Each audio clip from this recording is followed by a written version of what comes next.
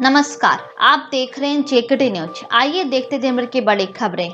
पंजाब के मुख्यमंत्री कैप्टन अमरिंदर सिंह ने ऐलान किया कि कोविड-19 के बढ़ते मामलों के मद्देनजर अगले आदेश तक प्रतिदिन शाम 5 बजे से सुबह 5 बजे तक लॉकडाउन रहेगा।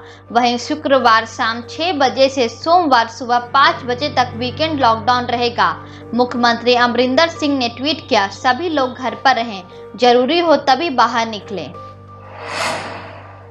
ऑस्कर 2021 दो अलग अलग स्थानों में आयोजित हुआ था। सिर्फ नॉमिनीज, उनके मेहमान व प्रेजेंटर्स इसमें शामिल हुए और मुख्य कक्ष में दर्शकों की सीमा एक बार में 170 रखी गई थी और इसके लिए लोगों को बाहर व अंदर किया जा रहा था। सभी उपस्थित व्यक्तियों को पूरी तरह से वैक्सीनेटेड होना और बार बार टेस्ट कराना जरूरी था।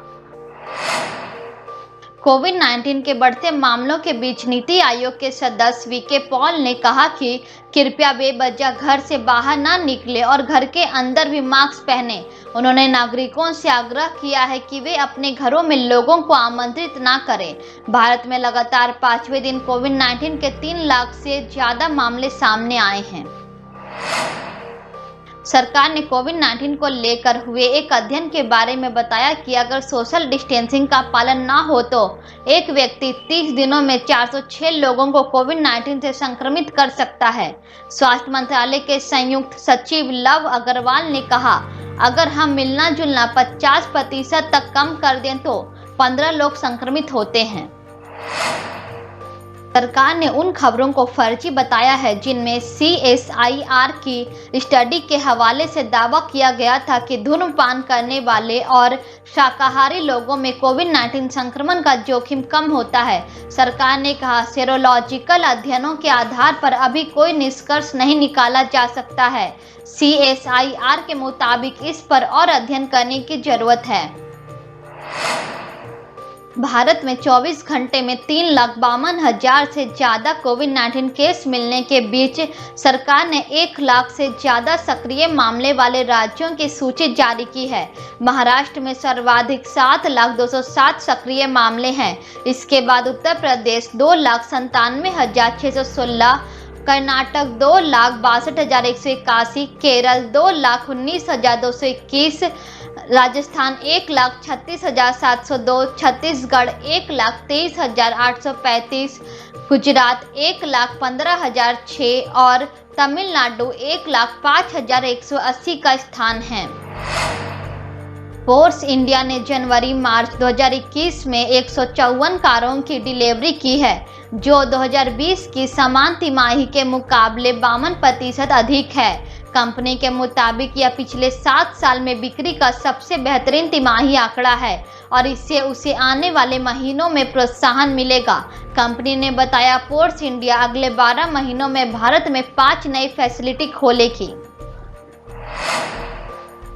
RBI ने भारत में छोटे फाइनेंस बैंकों व विदेशी बैंकों के पूर्ण स्वामित्व वाली भारतीय इकाइयों समेत सभी निजी बैंकों के गवर्नेंस के लिए गाइडलाइन जारी की है। RBI के मुताबिक कोई भी व्यक्ति 15 साल से अधिक समय तक किसी बैंक का MD व CEO नहीं रह सकता। उसी बैंक में पद पर उसकी दोबारा नियुक्ति कम से कम 3 साल बाद ही होगी। पश्चिम बंगाल की मुख्यमंत्री ममता बनर्जी ने कोविड-19 मामलों में हुई बढ़ोतरी को लेकर कहा कि चुनाव आयोग बीजेपी का तोता बन चुका है। ममता ने कहा, हमने कोविड-19 की दूसरी लहर के चलते आयोग से आखिरी के चरणों को एक साथ कराने का अनुरोध किया। बीजेपी को संतुष्ट करने के लिए वे नहीं माने। पश्चिम बंगाल में पिछले 24 घंटों में कोविड-19 के 15,889 मामले दर्ज किए गए, जो अब तक की सर्वाधिक एक दिन की बढ़ोतरी है। इस दौरान राज्य में कोविड-19 संक्रमित 57 मरीजों की मौत हुई है, जिससे मृतकों की कुल संख्या 10,941 हो गई। राज्य में कोविड-19 संक्रमण के कुल मामलों की संख्या बढ़कर 7,43,950 हो गई, जिनमें से 88,800 केस एक्टिव हैं। उत्तराखंड के देहरादून स्थित फॉरेस्ट रिसर्च इंस्टीट्यूट के निदेशक अरुण सिंह रावत ने बताया कि कोविड-19 के 107 मामले मिलने पर संस्थान अगले आदेश तक विजिटर्स के लिए बंद रहेंगे। निदेशक के मुताबिक कुछ संक्रमित अस्पताल में भर्ती किए गए, जबकि अन्य को होम आइसोलेशन में रखा गया है। देहरादून प्रशासन ने जिले के कुछ हिस्सों में कर्फ्यू लगाया है। भारतीय रेलवे ने बताया कि दिल्ली में कोविड-19 के बढ़ते मामलों के चलते बढ़ी ऑक्सीजन की खपत पूरी करने के लिए ऑक्सीजन एक्सप्रेस 64 टन तरल मेडिकल ऑक्सीजन लेकर रायगढ़ से दिल्ली के लिए रवाना हुई है।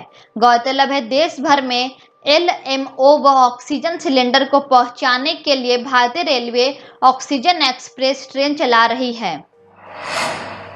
उत्तर प्रदेश सरकार ने कहा है कि सरकारी अस्पताल से रेफर किए गए कोविड-19 संक्रमित मरीज अगर निजी अस्पताल का खर्च वहन करने में सक्षम नहीं है तो आयुष्मान भारत योजना के तहत अमूमन दर पर उनके उपचार का खर्च सरकार उठाएगी। मुख्यमंत्री योगी आदित्यनाथ के मुताबिक उपचार के अभाव में किसी भी मरीज का कोई नुकसान नहीं होना चाहिए।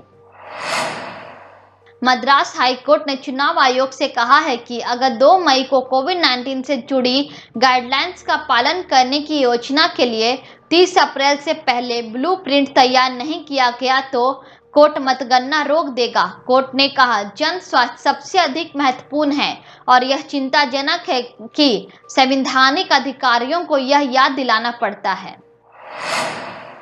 चीन की सरकारी सिचुआन एयरलाइंस ने 15 दिनों के लिए अपनी सभी कार्गो फ्लाइट्स भारत के लिए निलंबित कर दी है, जिसके कारण चीन से ऑक्सीजन कॉन्सेंट्रेटर्स और कोविड-19 से जुड़ी अन्य मेडिकल आपूर्ति में अड़चन आई है। एयरलाइंस ने भारत में कोविड-19 की स्थिति का हवाला दिया है। इससे पहले चीन ने भारत की मदद की बात कही थी। धन्यवाद। वीडियो अच्छा लगा हो तो लाइक करें, कमेंट करें और इसी तरह का वीडियो देखने के लिए हमारे चैनल को सब्सक्राइब करें।